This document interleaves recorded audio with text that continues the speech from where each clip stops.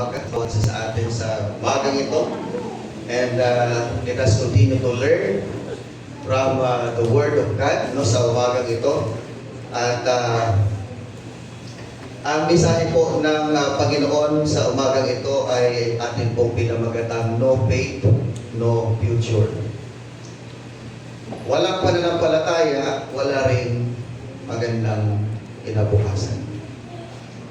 Tayo po'y sandaling ipuko at tayo po'y manalangin. Ama naming Diyos, kami ay nagpapasalamat sa umagang ito.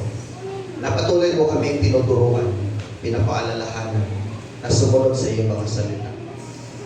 At isa po sa paraan ng aming pong pakikinig ay sa umagang ito, Panginoon, na kung saan bahagi ng aming pagpupuri at pagsamba sa iyong kadakilaan ay ang makinig ng iyong salita at matuto sa iyo, Panginoon, upang harapin namin, Lord, ang bukas na punong-puno ng pag-asa at positibo sa buhay na mayroong pananampalataya. Panginoon, sa oras na ito, ang aming pong panalangin ay kami po'y samahan at gabayan. At sa aming pong pakikinig ng mga salita mo, Panginoon, patuloy po kayo mangusap sa aming mga puso. At ipaunawa po, O Diyos, ang mensahe mo, Panginoon, ngayong umaga. Upang sa gayon, Lord, ay makakasiguro kami ng aming kinabukasan, ng aming ng bawat individual, ng aming pamilya ay meron po itong magandang paglalagyan, Panginoon, at meron pong positibong mangyayari sa aming pong buhay at sa aming pong pamilya. Maging sa iglesia nito. Patuloy, Lord, nasamahan mo po kami at gabayan niyo po ang bawat isa. At hinihiling po namin higit sa lahat ng iyong banal na presensya na mananatili sa tahanan ito at higit sa lahat manatili sa aming mga puso. Upang sa gayon, makapagpuri kami, makapanambahan kami sa iyo na mayroong kalayaan, Panginoon, at may kagalakan sa aming mga puso. Salamat po, Diyos, at gawin mo tuntungan ng iyong pag-ikot sa oras na ito upang ikaw ang siyang maitaas at maluwalhati at maparamalan ka, Panginoon, ng iyong pong mga anak sa umagang ito. Ito po ang aming panalangin. In Jesus' name we pray. Amen. No faith, no future. Ang ating pong buhay sa mundong ito ay katulad po ng isang manlalakbay. Isang manlalakbay. Meron pong taong naglalakbay sa kawalan. Subalit meron din pong taong naglalakbay na may sinusunod na direksyon. At yung taong naglalakbay na walang direksyon, ang kanya pong buhay ay mapapahamak. At hindi siya magtatagumpay sa kanyang mga balak o sa anumang kanyang mga pinaplano o nais sa buhay. Subalit yung taong lumalakad na mayroong direksyon at patuloy na nagtitiwala sa ating Panginoon, ito po yung taong magtatagumpay at ibibigay ng Diyos kung ano po ang nais ng kanyang puso. At sa umagang ito, atin pong bigyang diin, ito pong mensahe sa Genesis chapter 15, verses 1 to 6, patungkol po sa buhay ni Abraham. Nung si Abraham po ay tinawag ng Diyos, kung babalikan po natin yung Genesis chapter 12, verses 1 to 3, sabi rito ni Yahweh kay Abraham, lisanin mo ang bayan ng iyong ama at mga kapag-anak at pumunta ka sa bayang ituturo ko sa iyo. Pararamihin ko ang iyong mga anak at apo at gagawin kong isang malaking bansa, pagpapalain kita, mapapantog ang iyong pangalan at magiging pagpapala sa marami. Ang sa iyo'y magpapala ay aking pagpapalain, ngunit kapag sinumpa ka, sila'y aking susumpain.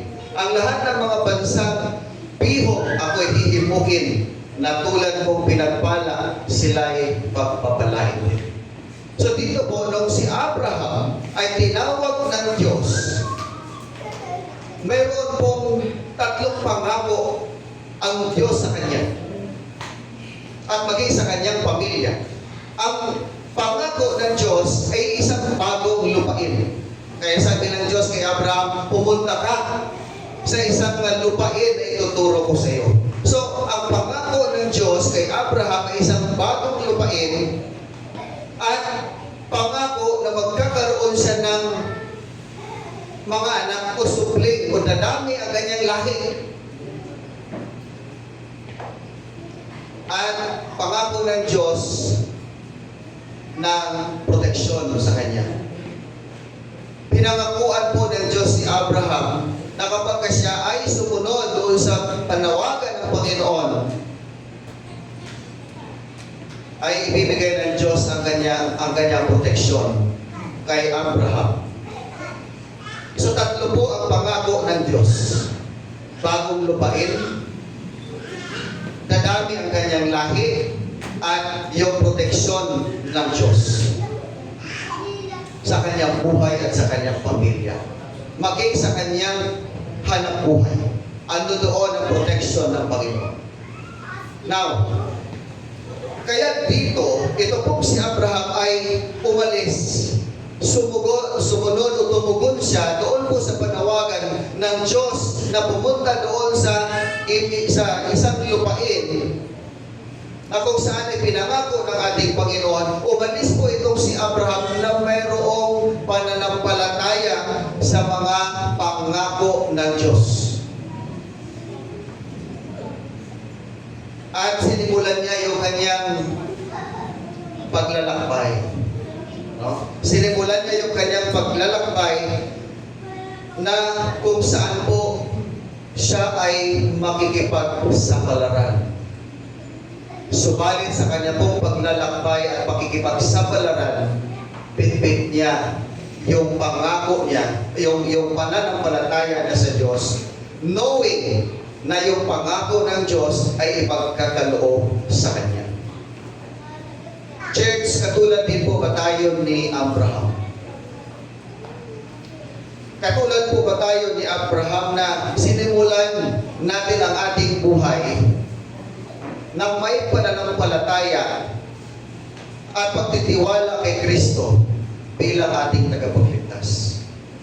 Sinimulan ba natin ang ating buhay na mayroong pananampalataya sa Diyos, knowing na mayroon pong tamang direksyon na ating susundan, at kapag ating pong sinusunod kung ano ang utos ng ating Panginoon, ay atin pong makakamtan yung pangako ng Diyos?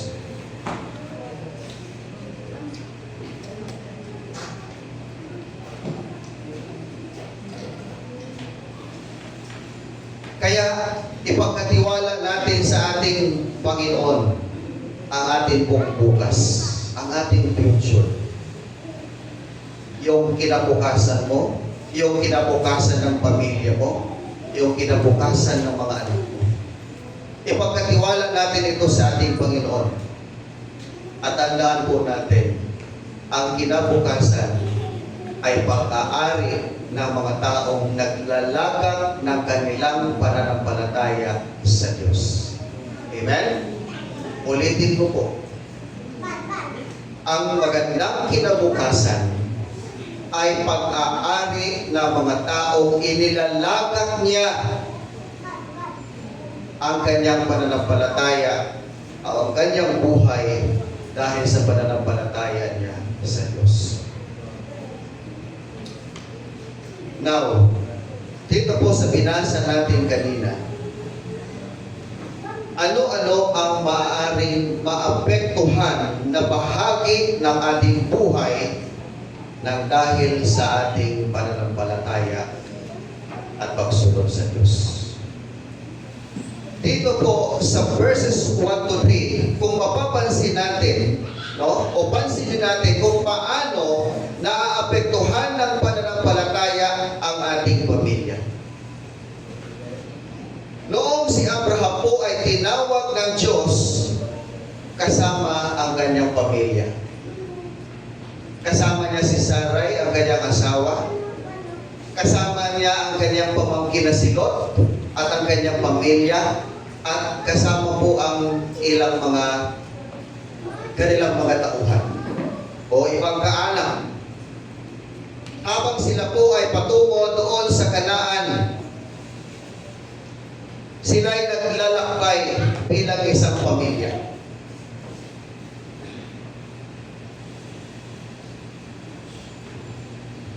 At dito po natin makikita na sinasabi ng ating Panginoon, ng Diyos, na andoon po yung kanyang pangako na siya ay magiging isang pagpapala sa lahat ng pamilya sa mundo.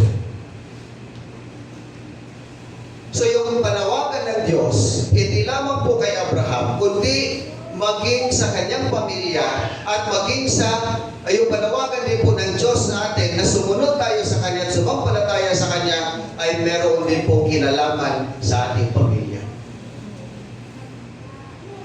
At ang pagpapala ng Diyos ay patuloy din niyang ibinibigay at ibinubuhos sa isang pamilya.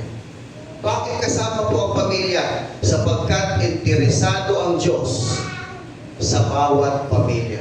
And you know, church, because si Lord po ang nagbuo, ang nagtatag ng pamilya. Kaya ganun po sa kainteresado, ganun kahalaga sa Diyos ang isang pamilya na sumusunod sa ating Panginoon.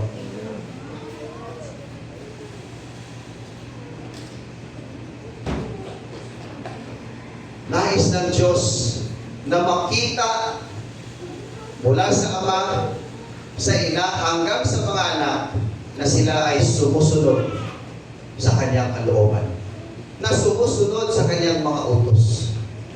Kasi ganun po kahalaga sa Diyos ang bawat pamilya. Isa pong halimbawa ay si Noe. Yung kanyang pamilya ay tinawag ng Diyos na pumasok sa arka para sila po ay maging ligtas. Dahil ang Diyos ay magpapadala ng matinding pag-ulan at matinding pagbaha. At para sila ay maligtas, ano ang sabi ng Panginoon? Pumasok ka, Noe, sa arka kasama ng iyong asawa, ng iyong mga anak, at yung asawa ng iyong mga anak. At hindi lamang po yun, kundi bawat pares ng mga hayop ay kanya po nga pinapasok doon po sa arka upang sa ganon sila po ay maging ligtas mula po sa gagawin ng Diyos na pagpaparusa noong panahon po ni Noah.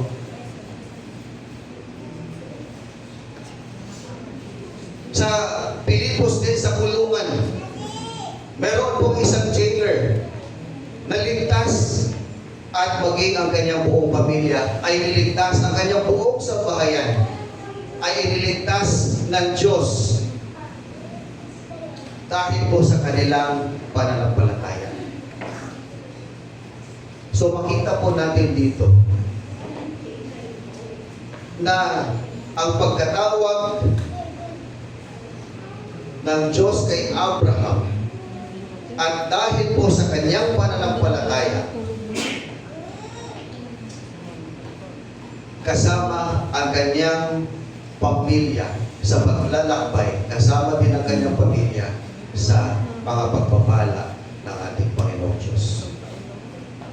Ngunit, nung sila po ay nandoon na sa lupang ipinangako ng Diyos, ito po si Abraham ay nag-struggle.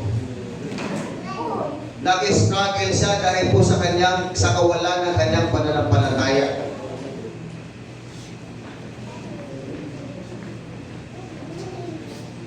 Nag-struggle siya na parang sabi niya rito sa verse 3, sa chapter 15 verse 3, hindi mo ako pinagkalooban ng anak, kaya isa kong alipin ang magmamana ng aking ari-arian. Para gusto niya sabihin, Lord, sino magmamana? Sino magmamana yung mga pinaghirapan ko ng kayamanan ko? Wala naman ako anak. Wala ka naman binibigay sa akin.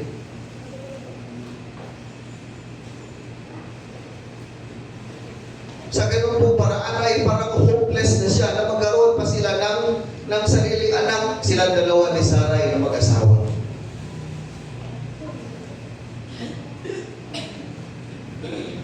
Minsan dumarating po sa buhay natin yung tayo po ay nag-i-struggle dahil sa kawalan ng ating pananampalataya.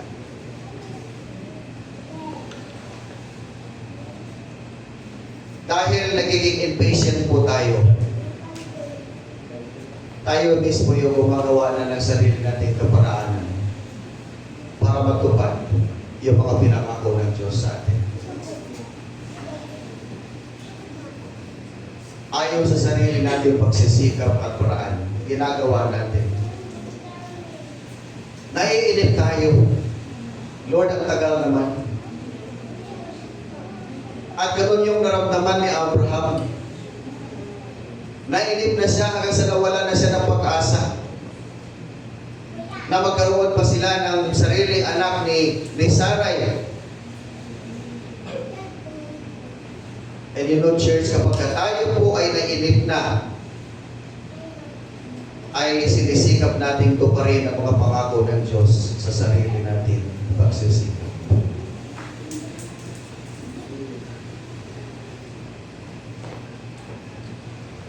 Subalit, wala po itong magagawa yung kawalan ng ating pananampalataya sa Diyos. Walang magagawa. Mas lalo pong magiging mahirap ang ating buhay. Katulad po ni Abraham, kinuwestiyon niya ang Panginoon. Kaya si Sarah ay nahawa na rin. Di ba tayo binibigyan ng anak ni Lord? Sige, isipingan mo muna yung alipin ko para magkaanak ako sa pamamagitan niya. Gagawin niyang, ginawa niyang surrogate mother, yung si Hagar. Hagar ba yun? Hagar? No? Hagar. Pero yung surrogate mother noon ay iba po sa surrogate mother ngayon. Pag sinabi po natin surrogate mother, merong isang babae na dadaan po sa paghalimbawa pero mag-asawa na hindi pa magkaanak at gusto na nila magkaanak. May kakausapin silang babae, no? Para maging surrogate mother. At yung surrogate mother ngayon ay dumadaan po sa medical na proseso. Tama. At sa panahon po ni Abraham, wala pa naman po mga doktor noon. So walang ibang magagawa kundi sibingan ni Abraham itong si Hagar bilang surrogate mother. At yun po ay kasalanan sa Diyos. Yun po ay kawalan. Dahil yun ay kawalan ng pananampalataya sa Panginoon. Ang resulta, kasalanan sa Diyos. At mas lalo pang lumala ang kanilang sitwasyon. At dahil sa kawalan ng kanilang pananampalataya, mali ang resulta. Hindi maganda yung naging resulta. Bakit? Dahil bukod sa kasalanan, yung pong pangakalo niya ay noong lumalaki na po yung bata, no, si Ismael, nagkakaroon na po ng pagsiselos ito si Sarah. Nagiging iba na yung kanyang pagtingin doon sa bata at sa kanyang, maging sa kanyang alipin. Hanggang sa iyong gumawa ng paraan, palayasin mo na yan, yung mag-ina na yan, Abraham.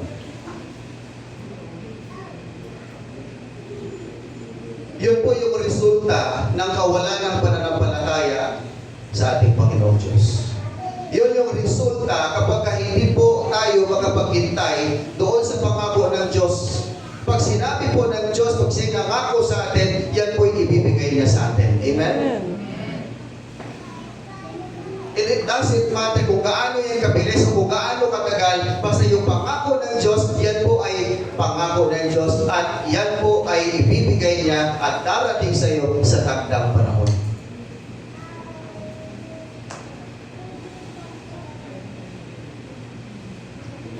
At mga halimbawa pa dahil po sa kawalan ng pananampalataya, ito pong si Jacob, kinakailangan na mamuhay bilang isang pagkatapon sa loob po ng 25 years dahil naisip niya kailangan niya ayusin ang katuparan ng pangako ng Diyos upang makuha ang pagpapala ng kanyang ama.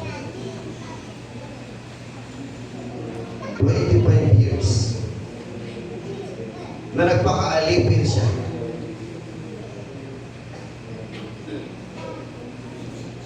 Si Moses, nag-alaga ng mga tupa sa loob po ng 40 years. Dahil sinubukan niyang ayusin yung katuparan ng Diyos sa mga Israelita na naging dahilan kung bakit niya pinatay ang isang Egyptio. 40 years. Yung mga Israelita, 400 years na naglakbay sa wilderness. Bakit? Dahil po sa kawalan ng kanilang pananampalataya sa Diyos.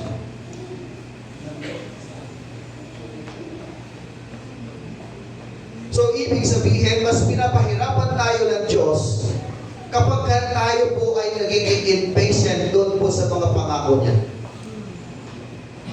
Mas nahihirapan po tayo kapag tayo po ay naiinip doon sa pangako ng Diyos.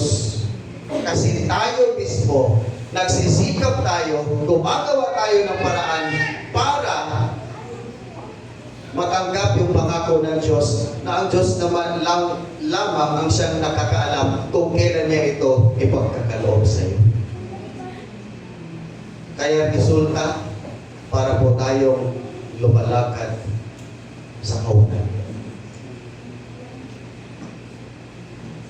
Ang resulta, pangit ang kinakalabasan at hindi maayos ang ating buhay. Kasi hindi tayo marunong maghintay. Church, ang mga kalalakihan at kababaihan ng pananampalataya ay dapat lumakad sa pananampalataya, hindi sa kawalan ng pananampalataya. Amen? At kapag kayo po ang ating ginawa bilang mag-asawa na lumalakad siya sa kanyang pananampalataya, everything follows. Dahil yun ang makikita ng mga anak. Kaya kung ikaw ay isang ina o isang ama, patuloy na nanalangin sa iyo mga anak, Lord,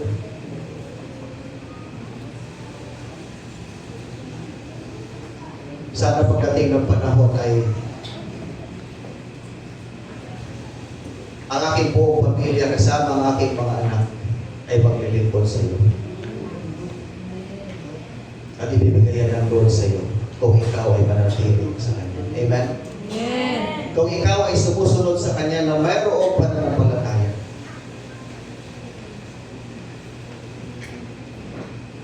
Ikalawa, pansinin natin kung paano po napintuhan ng pananampalataya ang ating kinabukasan. Our future. Our faith affects our future. Verse 4 and 5. Dito po, makikita natin kung paano kung si Abraham ay hindi naglakas loob sa kanyang pakikipagsapalaran o sa kanyang pananampalataya sa ating Panginoon. Kung hindi na sinunod ang panawagan sa kanya ng Diyos, wala sanang ipinangakong pagpapala para sa kanya at sa kanyang pamilya. Tama po ba? Kung hindi sa sumunod, ibig sabihin, mapapalampas din po ni Abraham yung pangako na pagpapala na ibibigay ng Diyos sa kanya.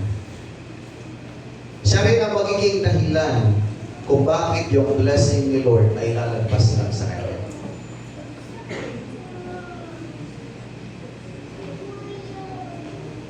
Lagi po natin tandaan mga kapatid, tinitiyak ng ating pananampalataya ang ating magandang kinabukasan.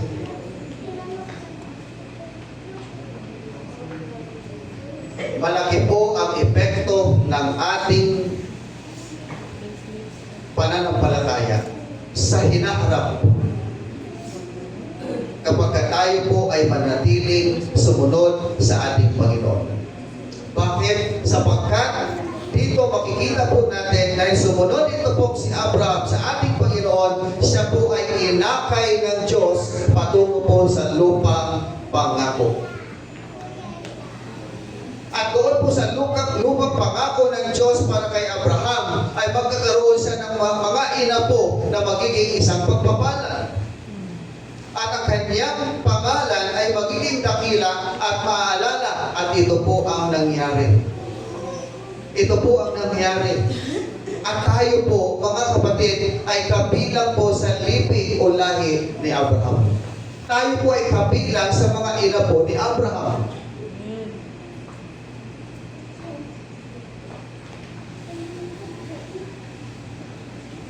Sabi po rito sa verse 4 and 5, sinabi ni Yahweh, hindi alipin ang magmamana ng iyong ari-arihan. Anak mo ang magmamana at inilabas niya nito at At sinabi sa kanya, masdan mo ang mga bituin, mabibilang mo ba ang mga iyan? Ganyan karami ang magiging anak mo at ang iyong mga ina mo. Magkakaroon siya ng anak sa kanyang katandaan. Ang kanyang mga inapo ay magiging kasing dami ng mga bituin sa langit. Ganon po ang pangako ng Diyos kay Abraham. Kaya mga kapatid, huwag natin po kapag tayo po ay dumaranas ng kawalan ng ating pananampalataya sa ating Panginoon. At yung nagiging resulta po nito ay hindi magandang kinabukasan. Hindi po maganda yung naging resulta ng ating buhay. Ito pong taon na ito, simulan po natin. Let's build our faith in the Lord. Nasubukan na po natin noon ang kawalan ng ating pananampalataya. At alam natin hindi maganda ang resulta. Hindi po ba? Pero sabi ng Diyos, pagpapalain kita. Pagpapalain niya tayo. Dahil sinabi ng Diyos na tayo ay kanyang pagpapalain, patuloy lang po tayo sumunod upang sa ganon ibibigay niya, ipagkakaloob niya yung mga pangako niya sa atin. Hindi pa ngayon, but in the future. At katulad nga po ng kanina, no? Huwag tayo maging impatient. Hintayin po natin yung pangako ng Diyos na makakamtan po natin ito sa mga susunod na araw, linggo, buwan, at taon. Amen? Huwag po tayo mainip. Dahil nakakasiguro tayo na ang pangako ng Diyos ay totoo. Dahil ang nangako sa atin ay Diyos na nasa langit at Diyos na makapangyarihan. Diyos na mabuti at Diyos na tapat. Amen? Ikatlo, pansinin po natin sa talatang ito kung paano naapektuhan ng pananampalataya ang ating pagkikipag-ugnayan sa Diyos. Sabi po sa verse 6, nanalig si Abraham at dahil dito'y kinalugdan siya ng Diyos. Kinalugdan siya ni Yahweh. It means na ang pananampalataya ni Abraham ang nagdala sa kanya sa isang tamang relasyon sa ating Panginoong Diyos. So magpalataya sa Diyos at siya ay ibinilang na matuwid. Siya ay isang makasalanan, ngunit siya ay kinalugdan ng Diyos sa pamagitan ng kanyang pananampalataya. Hindi po ba napakagandang balitang ito sa atin? Na kahit tayo po ay mga makasalanan, tayo rin po minsan nang nawala ng pananampalataya sa Diyos, ay magiging katulad po tayo ni Abraham na kinalugdan ng ating Panginoon. Magiging katulad po tayo ni Abraham na itinuring ng Diyos na matuwid dahil po sa ating pananampalataya. Dahil sa ating pananampalataya, kaya po tayo ay itinuring ng Diyos na matuwid at ang Diyos ay nalulugod sa atin. Kahit tayo po ay makasalanan. Kahit tayo ay makasalanan.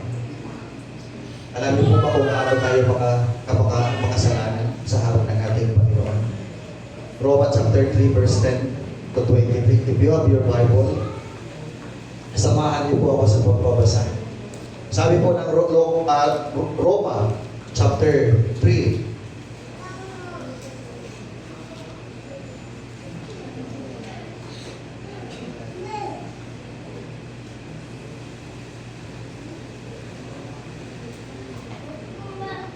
from verse 10, ayon sa nasusulat, walang matuwid, wala kahit isa. Walang nakauunawa, walang humahanap sa Diyos. Ang lahat ay lumilihis ng landas at nagpakasama. Walang gumagawa ng mabuti, wala kahit isa. Ang lalamunan nila'y tulad ng libingang bukas. Ang kanilang mga laping ginagamit sa pandaraya. Dila nila'y makamandag na parang ulupong, puno ng pangunguyaw at masasakit na salita ang kanilang bibig. Matulin ang kanilang mga paa sa pagbubo ng dugo. Parang dinaanan ng salot ang kanilang madadaanan. Hindi nila alam ang daan ng kapayapaan. Ang pagkatakot sa Diyos ay walang pitak sa kanilang puso. Ganon po kasama ang tao. Ganon tayo kamakasalanan. Sabi pa rito sa verse 19, ngayon nalalaman natin na anumang sinasabi ng kautusan ay sinasabi sa mga nasasaklaw nito upang walang may dadahilan ng sino man at managot ang lahat sa paghuhukom ng Diyos. Sapagkat ang pagpapawalang sala ng Diyos sa mga tao ay hindi dahil sa mga gawa ayon sa kautusan, yamang nakikilala ng tao ang kasalanan sa pamagitan ng kautusan. So ganun po ka makasalanan ng tao, ganun po ang kalagayan ng tao sa harap ng Diyos. Ganun po ang tao, walang takot sa Diyos. Sabi dito sa verse 19, ang pagkatakot sa Diyos ay walang pitak sa kanilang puso. Ganun po tayo kasama sa harap ng ating Panginoon. Ngunit si Kristo po ay namatay para sa atin. At iniligtas na tayo sa ating mga kasalanan. Romans chapter 5 verse 8, ngunit ipinanaman ng Diyos ang kanyang pag-ibig sa atin na pumatay si Kristo para sa atin noong tayo ay makasalanan. Tulad ni Abraham, tayo po ay inaring ganap sa pamagitan ng pananampalataya. Romans chapter 4 verses 1 to 5, tungkol naman kay Abraham na ating ninuno, ano ang masasabi natin? Ano ang kanyang karanasan tungkol sa bagay na ito? Kung siya'y pinawalang sala dahil sa mga gawa, may ipagmamalaki siya. Ngunit, wala siyang maipagmamalaki sa paningin ng Diyos sapagkat sinasabi ng kasulatan na nalig sa Diyos si Abraham dahil dito siya'y pinawalang sala ng Diyos. So bakit po pinawalang sala ng Diyos si Abraham? Dahil sa kanyang pananampalataya. Hindi dahil sa kanyang mabubuting gawa, kundi dahil sa kanyang pananampalataya. Bakit siya itinuring na matuwid at kinalugdan ng Diyos? Dahil po sa kanyang pananampalataya sa Diyos. Ganon din po tayo mga kapatid. Si Kristo ay namatay na para sa atin. Pinawalang sala na tayo sa pamamagitan ng kamatayan niya sa cross. Ang tangi lamang po natin gawin ay sumampalataya sa Kanya. Amen. Upang tayo rin po ay maging matuwid sa harap ng Diyos. Upang tayo rin po ay kalulugdan ng Diyos. At makapamuhay po tayo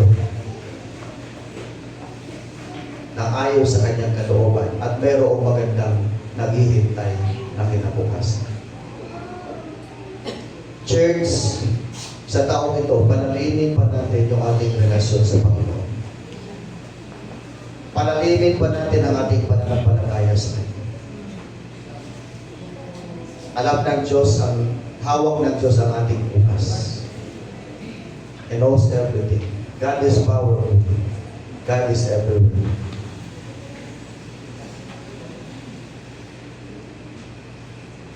At ang Diyos po natin ay punong-puno ng karunungan.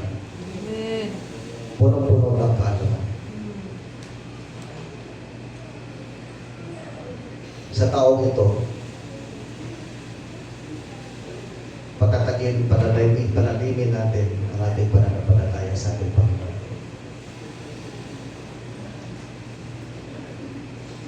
At hayaan niyo po akong tapusin ang mensaheng ito sa pamamagitan po ng mga katanungan. Isa ka bang halimbawa ng pananampalataya sa iyong pamilya? Bilang magulang o bilang isang anak? Ikaw ba ay isang halimbawa ng pananampalataya sa iyong pamilya? Kahit ba anong nangyayari sa iyong buhay, sa iyong paligid, dahil sa iyong pagsunod sa Diyos, nanatili ka pa rin bang matatag at isinasabuhay ang iyong pananampalataya sa Panginoon. Knowing na yung pangako ng Lord ay iyong tatanggapin. Huwag ka lang mainip. Huwag ka lang mainip. And to those who are praying para sa family mo, keep on praying. Keep on trusting the Lord. Amen. Amen. Keep on obeying. Ang pananampalataya ba ay nagtitiwala sa iyong kinabukasan? Naniniwala ka ba na mayroong magandang bukas na darating sa iyo? Amen. Amen. Manatili ka na sa Panginoon. Mayroon ka bang pagkikipag-isa sa Diyos sa pamamagitan ng pananampalataya kay Kristo? O masasabi mo bang nalulugod si Lord sa buhay mo dahil sa iyong pananampalataya? Ito po mga katanungan na ito, nais ko pong iwanan sa bawat isa sa atin. Katanungan na siyang pagpapalalim ng ating pananampalataya sa Diyos. Church, huwag kang mainip. Pagpatuloy ka. Kung hindi pa binibigay ni Lord ngayon, pagpatuloy ka. Huwag ka magsawa na maglingkod sa Diyos. Huwag ka magsawa na sumunod sa Kanya. Dahil merong magandang kinabukasan na naghihintay sa iyo. Manatili ka lang sa ating Panginoon. Manatili sa iyong pananampalataya para sa araw ng bukas. May I request everyone and praise and worship team to please sing the last song, Mananatili.